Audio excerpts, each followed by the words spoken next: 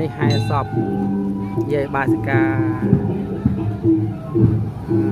យាយអេតនេះចង់ផ្លេចយាយបាសិកាអេតបានទទួលនិច្ចកម្មពីម្សិល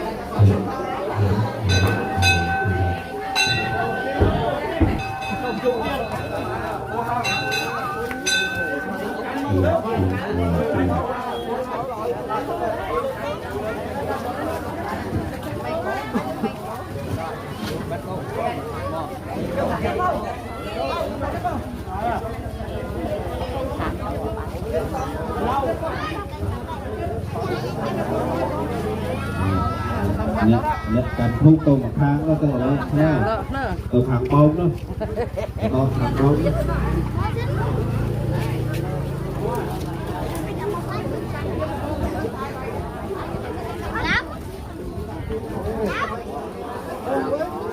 អូ tô một tháng lộc mòn cho bằng store hết đó giờ giá trị một tháng lộc tranh mà bằng store hết đó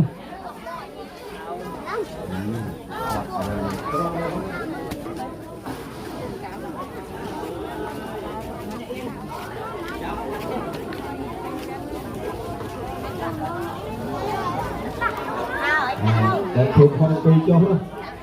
lộc bằng store tùy cho đó tùy cho không được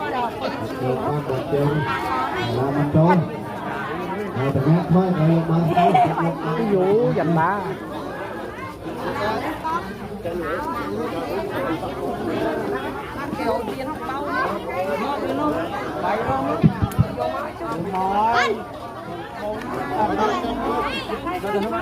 tiên tay con nó ngon bằng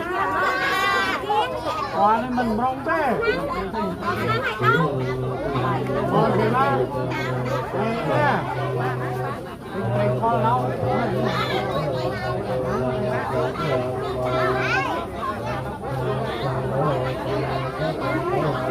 Hãy subscribe cho kênh Ghiền Mì Gõ để không bỏ lỡ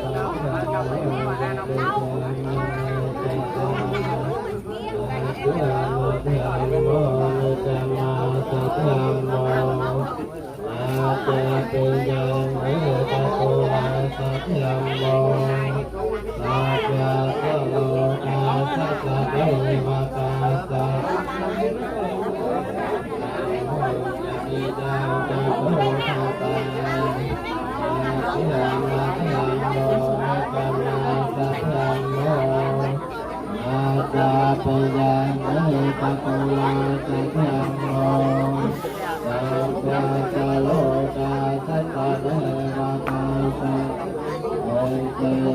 hấp dẫn.